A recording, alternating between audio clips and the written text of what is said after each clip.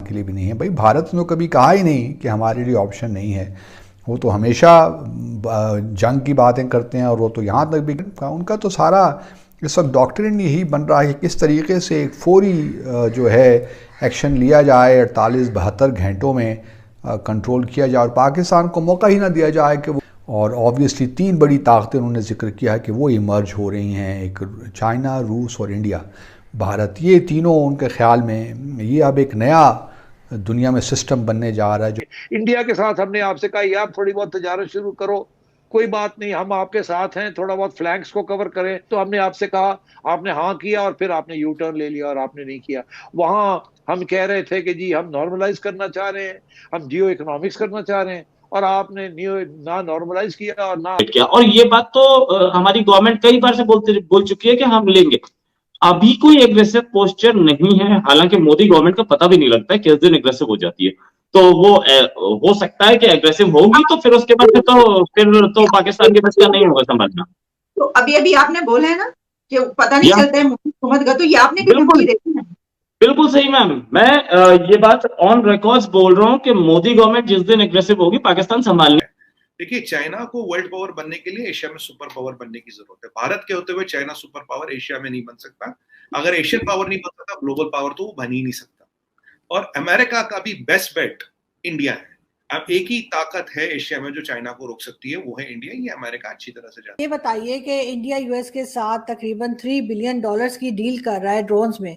ये सब क्या है और आप लोग मतलब ये सब इतना ज्यादा क्यों ले रहे हैं? सबसे पहले हम इस पे दोस्तों, आप लोगों का स्वागत है हिंदुस्तान न्यूज़ में। आज की वीडियो हम देखेंगे कि किस तरह पाकिस्तान मीडिया घबराया फिर रहा है कि इंडियन आर्मी जिनको आज़ाद कश्मीर कहते हैं उन्हें सिर्फ 72 घंटों में ले सकता है।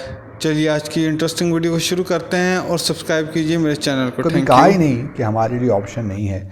वो तो हमेशा जंग की बातें करते हैं, और वो तो यहाँ तक भी कहते हैं कि हम जंग के ज़रिए ही आज़ाद जम्मू और कश्मीर को भी लेंगे। और वो इसीलिए जो वो तैयारी भी कर रहे हैं। अगर आप उनके डॉक्ट्रिन देखें, जो जॉइंट आर्म फोर्सेस डॉक्ट्रिन है, जो कि बेस्ड है कोल्ड स्टार डॉक्ट्रिन का, उनका तो सारा इस वक्त डॉक्ट्रिन यही बन रहा है कि किस तरीके से एक फौरी जो है एक्शन लिया जाए, 48-72 घंटों में कंट्रोल किया जाए और पाकिस्तान को मौका ही ना दिया जाए कि वो जो है न्यूक्लियर जो है ऑप्शन इस्तेमाल कर सके। तो हमें खुदारा ऐसी बातें नहीं करनी चाहिए, और फिर दुनिया में भी क्रेडिबिलिटी आपकी नहीं रहती। एक तरफ तो आप कहते हैं कि कश्मीर जो है न्यूक्लियर फ्लैश पॉइंट है, दूसरी तरफ आप ये कह रहे हैं कि जंग ऑप्शन नहीं है। तो दुनिया किस पे यकीन करे? वो भी कहती हैं यार ये लोग तो वैसे ही हैं, सिर्फ भड़के मारते हैं, इनको कुछ पता नहीं है क्या हो रहा है और कैसे होने चाहिए।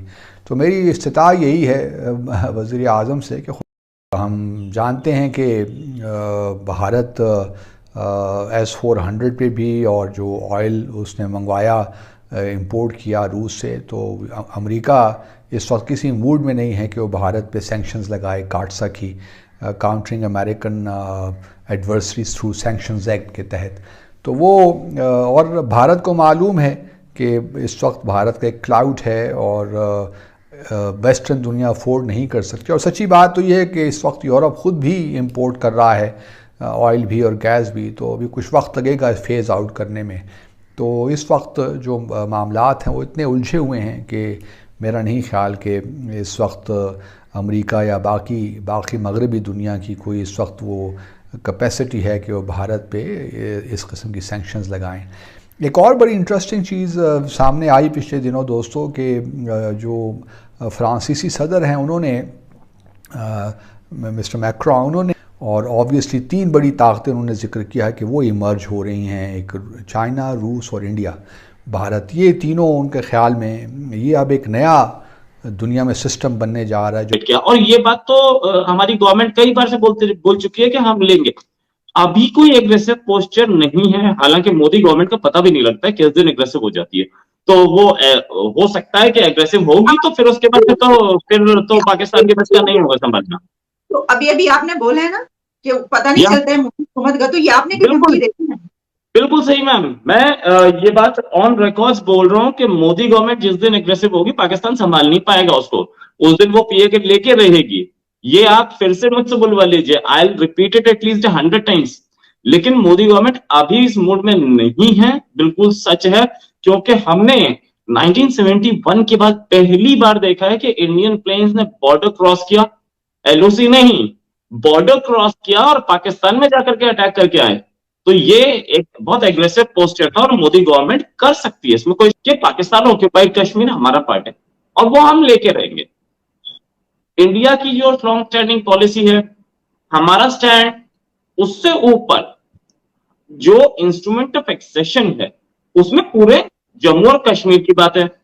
एक्सेशन इंडिया के साथ हुआ था जम्मू एंड कश्मीर का, तो इसमें पाकिस्तान को क्या प्रॉब्लम आई मुझे नहीं समझ। इंडिया के साथ हमने आपसे कहा आप थोड़ी बहुत तजारत शुरू करो, कोई बात नहीं, हम आपके साथ हैं, थोड़ा बहुत फ्लैंक्स को कवर करें। तो हमने आपसे कहा, आपने हाँ किया और फिर आपने यू टर्न ले लिया और आपने नहीं किया। वहां हम कह रहे थे कि जी हम नॉर्मलाइज करना चाह रहे हैं, हम जियो इकोनॉमिक्स करना चाह रहे हैं, और आपने ना नॉर्मलाइज किया और ना आपने जियो इकोनॉमिक्स की, आपने तो इकोनॉमिक्स का बट्टा गोल कर दिया। जियो इकोनॉमिक्स अमेरिका के बगैर और सऊदी अरेबिया के बगैर कैसे हो सकती है यार, खुदा का खौफ करो। मगर नहीं, आपने सुना नहीं, आप पता नहीं क्या कर रहे थे। फिर चीन को आपने नाराज कर दिया सीपैक के ऊपर, आपने उनके जो सारे डील से वो अमेरिका को दिखा दिए या आईएमएफ को, मतलब आपने किया क्या सबको ना। देखिए, चाइना को वर्ल्ड पावर बनने के लिए एशिया में सुपर पावर बनने की जरूरत है। भारत के होते हुए चाइना सुपर पावर एशिया में नहीं बन सकता। अगर एशियन पावर नहीं बन सकता, ग्लोबल पावर तो वो बन ही नहीं सकता। और अमेरिका का भी बेस्ट बेट इंडिया है। अब एक ही ताकत है एशिया में जो चाइना को रोक सकती है, वो है इंडिया। ये अमेरिका अच्छी तरह से जानता है। कैट्स का सैंक्शंस हम पे नहीं लगी। ईरान में छाबार पोर्ट है, जहां हम बैठे, सारे ईरान के पोर्ट्स पे सैंक्शन है, केवल छाबार को छोड़ के, क्योंकि वहां हम बैठे। तो अमेरिका का भी बात समझता है, रशिया भी ये बात समझता है, as long as you are able to balance your thing.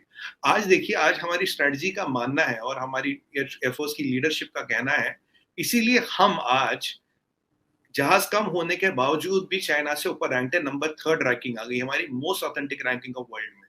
आज हम यूके, फ्रांस और जर्मनी और ये जापान से भी ऊपर है। क्यों? Because of our this strategic, कहते हैं ना, not deterrence not dependence. Strategic deterrence होती है जब आपके कहीं तरह के आपके पास वेपनरी हो और टाइम टेस्टेड वेपनरी हो। How we have encircled China, not only geographically, politically.